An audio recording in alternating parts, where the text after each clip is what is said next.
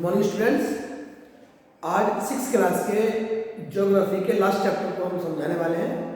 तो ध्यान से आप लोग वीडियो देखें और कोई अगर क्वेश्चन हो तो आप वीडियो के लास्ट में या कॉल करके मुझे बता सकते हैं। ठीक है, हमारा लास्ट चैप्टर है India climate vegetation and wild life, यानी हम अपने इंडिया की जो है यहाँ की क्लाइमेट, यहाँ पर किस प्रकार की वेजिटेशन यानी वनस्पतियाँ पाई जाती हैं और किस तरह के जो है जीव जंतु पाए जाते हैं, हम इंडिया के बारे में बात कर रहे हैं।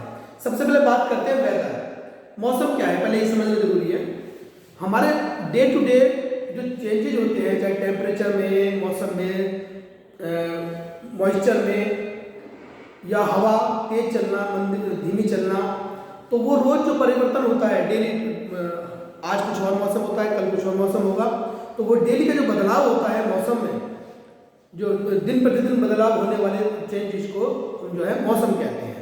ठीक है, अब और इसके अलावा हमारे देश में जो सीजन पाए जाते हैं वो 4 तरह के सीजन हमारे देश में पाए जाते हैं जो अलग अलग समय पर आते हैं। सबसे पहले बात करते हैं कोल्ड वेदर यानी विंटर सीजन। विंटर सीजन जो है सर्दी का मौसम होता है और ये दिसंबर से फरवरी के महीने में होता है।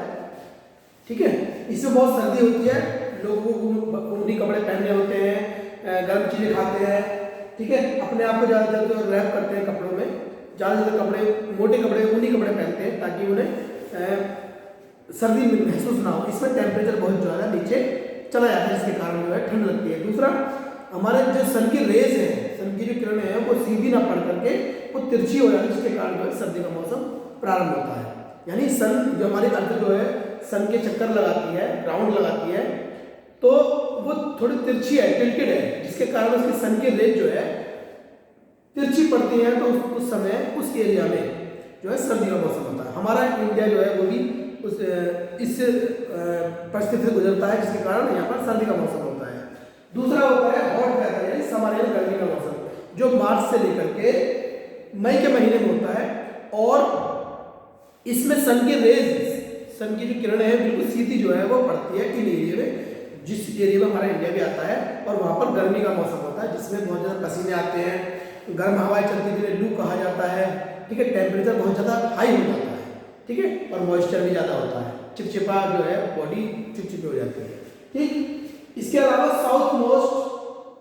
साउथ वेस्ट मानसून, इसे रेनी सीजन कहते हैं, जो जून से लेकर सितंबर के महीने तक होता है। इसमें क्या होता है, हमारे यहाँ पर जो बरसात का मौसम होता है वो मानसूनी हवा के द्वारा आता है, अरब की खाड़ी से, अरब सागर से और बंगाल की खाड़ी से जो है जब इवापोरेशन होता है, मानसून बनते हैं, बादल बनते हैं, तो मानसूनी हवाएं जो है उसको उड़ा करके नॉर्थ की तरफ लेके जाती है, लैंड की तरफ, हमारे देश के लैंड की एरिया की तरफ। नीचे से वो हवाएं चलती है साउथ की तरफ से और वो नॉर्थ की तरफ जाती हैं, और जहाँ कहीं किसी माउंटेन से टकराकर या वो जो वाटर जो है मॉइस्चर होता है बादलों में, जब उसको संभाल नहीं पाते तो किसी एक निश्चित जगह पर वो बारिश जो हो जाती है, जिसके कारण बरसात का मौसम होता है।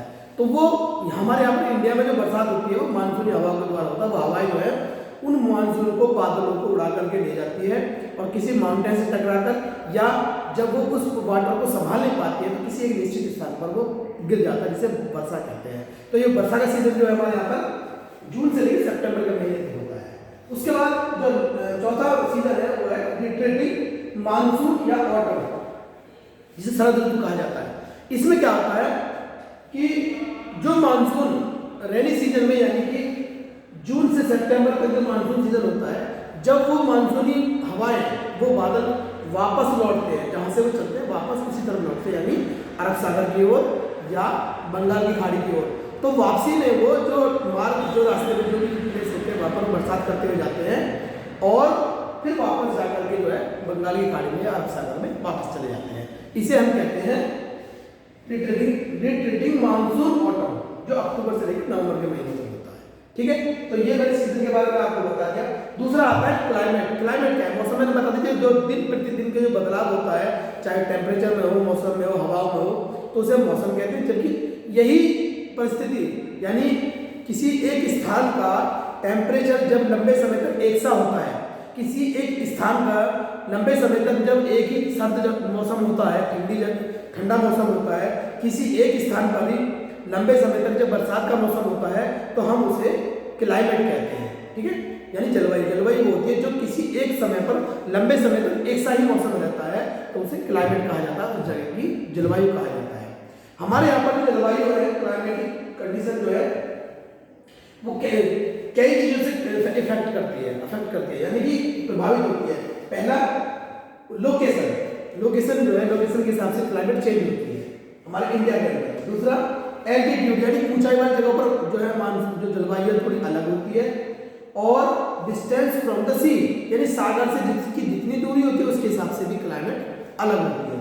और इसके अलावा जहाँ मतलब प्लेन एरिया नहीं होते हैं वहाँ पर भी जलवायु जो है क्लाइमेट अलग तरह की होती है। तो हमारे देश में जो है क्लाइमेट जो है अलग अलग स्थानों पर लोकेशन के हिसाब से, ऊंचाई के हिसाब से, जगह के हिसाब से चेंज होती रहती है। ठीक है, यहाँ पर एक जैसी क्लाइमेट नहीं रहती है।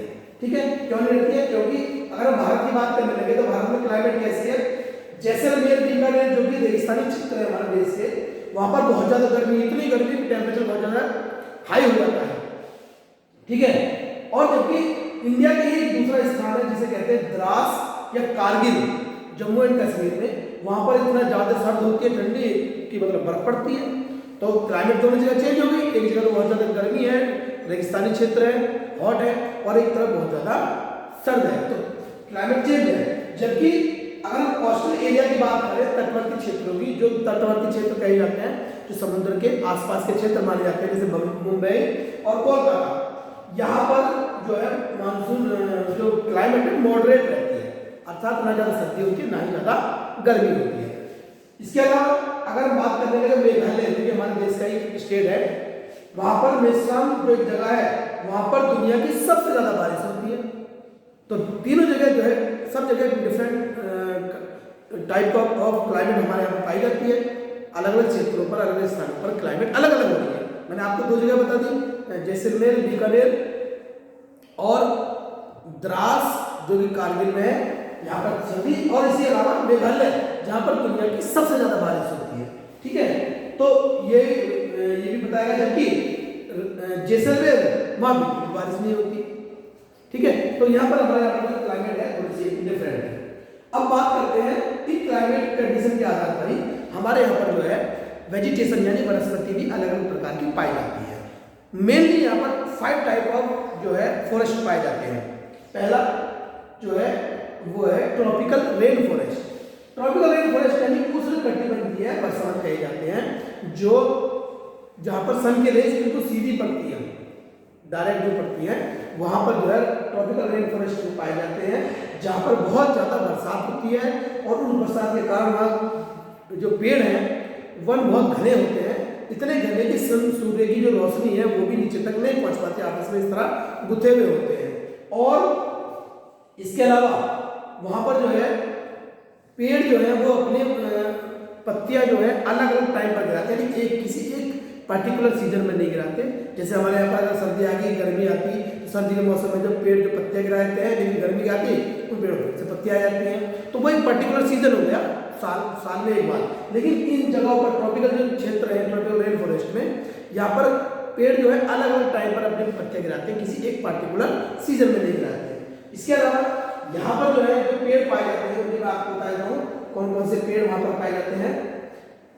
यहाँ पर महागनी, रोजवुड, इबोनी, इस तरह के पेड़ जो है वो पाए जाते हैं। और ज़्यादातर ऐसा एरिया जो है वो पाया जाता है अंडमान निकोबार और नॉर्थ ईस्टर्न स्टेट जो है उसके कुछ पार्ट्स में वेस्टर्न स्लोप ऑफ वेस्टर्न घाट, यहाँ पर जो है ये एरिया ऐसे आते हैं जहाँ पर इस तरह के पेड़ जो है वन पाए जाते हैं, ट्रॉपिकल रेन फॉरेस्ट। ठीक है, उसके बाद आते हैं ट्रॉपिकल डेसिडियस फॉरेस्ट। यहाँ पर जो है जो पेड़ होते हैं वो मानसूनी फॉरेस्ट भी कहा जाता है, क्योंकि ये एक पर्टिकुलर सीजन में अपने पेड़ों की पत्तियों को गिरा देते हैं। ठीक है, और यहाँ पर जो ज़्यादातर है साल, टीक, पीपल, इस तरह के पेड़ को पाए जाते हैं। ठीक है, इन्हें नीम, शीशम, और ये ज़्यादातर कहाँ पर, मध्य प्रदेश में, उत्तर प्रदेश में, बिहार, झारखंड, छत्तीसगढ़, उड़ीसा, महाराष्ट्र, ये ऐसे एरिया जहाँ पर इस तरह के डेसिडियस फॉरेस्ट जो है, ट्रॉपिकल डेसिडियस फॉरेस्ट पाए जाते हैं, जिन्हें पर्णपाती उष्णकटिबंधीय पर्णपाती वन कहा जाता है। पर्णपाती यानी जो अपने पेड़ों की पत्तियां गिरा देते हैं, ठीक है, ये पाए जाते हैं। इसके अलावा थॉर्नी बुशेस, थॉर्नी यानी कांटेदार जो झाड़ियां हैं, वो कहाँ पाई जाती है? वो ड्राई एरियाज में पाए जाते हैं, जहाँ रेगिस्तानी क्षेत्र होता है, बहुत ज्यादा गर्मी पड़ती है, वहां पर इस तरह के पेड़ जो है वो थॉर्नी बुशेस पाई जाती हैं, क्योंकि वो इस तरह की बनावट होती है जिससे कोई वाटर का लॉस ज्यादा ना हो, कांटे हुए होते हैं उनमें, ताकि उनका इवेपोरेशन ना होने पाए या कोई भी जानवर उनको ना खाने पाए, इसलिए उनमें कांटे निकले हुए होते हैं, इन्हें थॉर्नी बुशेस कहा जाता है। ये कैक्टस, खेर, बबूल, कीकड़, और ये कहाँ पाए जाते हैं? Rajasthan, Punjab, Haryana, eastern slope of western Ghat और गुजरात में भी इस तरह के पेड़ पाए जाते हैं। अब बात करते हैं माउंटेन वेजिटेशन, जो पहाड़ी क्षेत्रों में जो वेजिटेशन होती है, वनस्पति किस प्रकार की होती है? जैसे जैसे हाइट ऊंची होती जाती है, वैसे वैसे इन पेड़ों में बनावट जो है वेरिएशन आता है, यानी अलग अलग प्रकार के पेड़ पाए जाते हैं, ठीक है। 1500 मीटर से लेकर के 2500 मीटर तक, 1500 मीटर यानी 1500 मीटर और 2500 मीटर्स, इनके बीच की जो ऊंचाई है, इन ऊंचाइयों पर कोनिकल शेप यानी इस तरह के पेड़ पाए जाते हैं, कोनिकल कहते हैं, कोन टाइप के, इस तरह के पेड़ जो है वो पाए जाते हैं, जिन्हें कॉनिफेरस ट्रीज कहा जाता है, शंकुधारी पेड़ कहा जाता है। इनमें चीड़, पाइन और देवदार इस तरह के पेड़ पाए जाते हैं। अब बात करते हैं लास्ट जो है मैनग्रोव फॉरेस्ट। मैनग्रोव फॉरेस्ट जो है कहाँ पाए जाते हैं? ये पाए जाते हैं ऐसी जगहों पर जहाँ का पानी कोस्टल एरिया, कोस्टल रीजन में पाए जाते हैं, तटवर्ती क्षेत्रों में, जहाँ का जो पानी है खारा पानी होता है, और वो खारा पानी में पेड़ों के लिए काफी सही होता है, जिससे इस तरह के मैनग्रोव ट्रीज पाए जाते हैं। खासतौर से सुंदरबन जो कोस्टल एरिया है, और ये पश्चिम बंगाल में पाया जाता है, सुंदरबन में इस तरह के पेड़ पाए जाते हैं, और अंडमान निकोबार आइसलैंड में भी ये मैनग्रोव ट्रीज पाए जाते हैं। सुंदरबन में जो पेड़ों की प्रजाति है उसे सुंदरी नाम भी दिया जाता है, जो सुंदरबन में पाए जाते हैं, ठीक है। अब बात करते हैं फॉरेस्ट हमारे नेसेसरी क्यों है? ये जंगल हमारे लिए आखिर नेसेसरी, क्या नेसेसरी है? बिल्कुल सही बात, नेसेसरी है, क्योंकि अगर पेड़ ना होंगे तो हम लोग जो है ऑक्सीजन नहीं ले पाएंगे, क्योंकि पेड़ ही है जिसके जो हम कार्बन डाइऑक्साइड छोड़ते हैं, उस कार्बन डाइऑक्साइड को जो है ऑब्जर्व करते हैं, अपना भोजन उससे बनाते हैं, उससे ही उस भोजन के बाद जो है वो ऑक्सीजन जो है रिलीज करते हैं, जिससे कि तमाम प्राणी जो है दुनिया के वो जीवित रह पाते हैं, ठीक है। इसके अलावा पेड़ हमारे नेसेसरी क्यों है?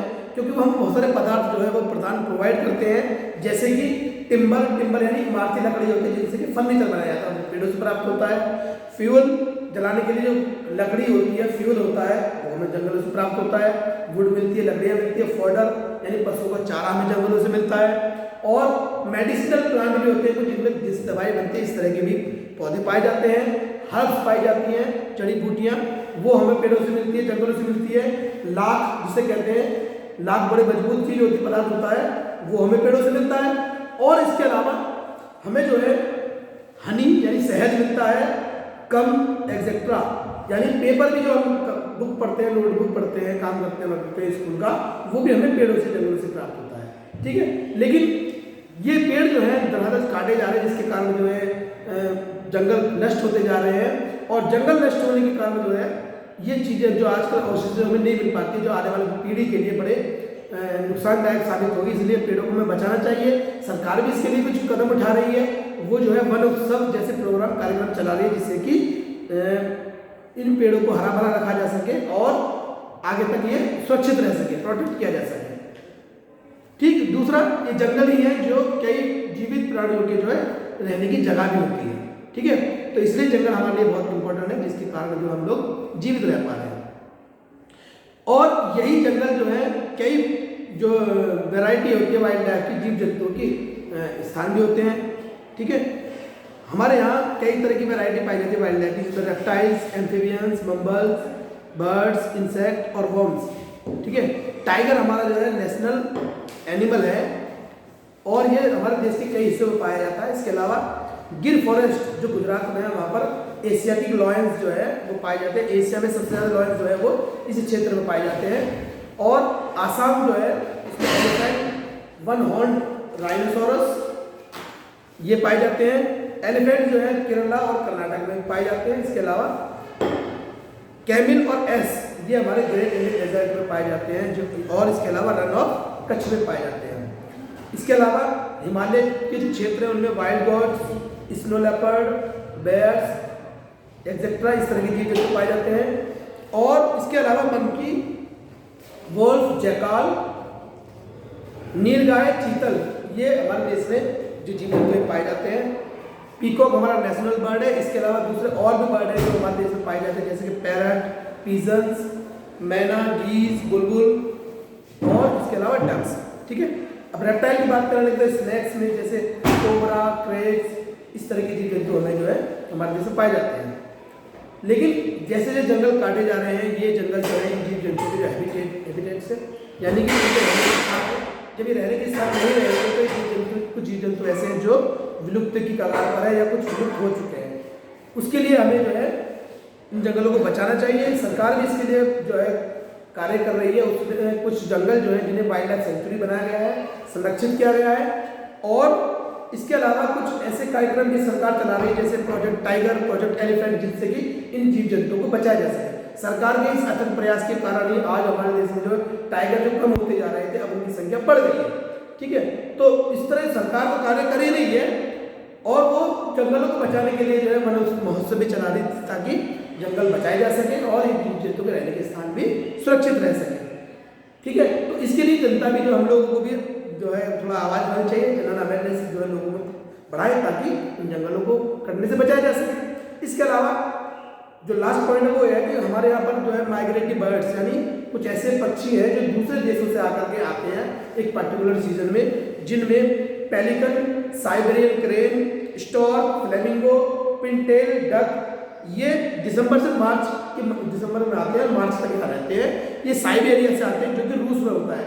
साइबेरिया में रूस में दिसंबर के मंथ में बहुत ज़्यादा सर्दी होती है, टेम्परेचर बिल्कुल 0 से -डिग्री पहुंच जाता है, जिसके कारण उन पक्षियों को मारना बड़ा संभव नहीं हो पाता। इसलिए ये मीलों दूर का रास्ता तय करके हमारे देश में आते हैं और यहाँ पर मार्च तक रह पाते हैं। ठीक है बेटा, तो ये चैप्टर आपका जो है कंप्लीट होता है।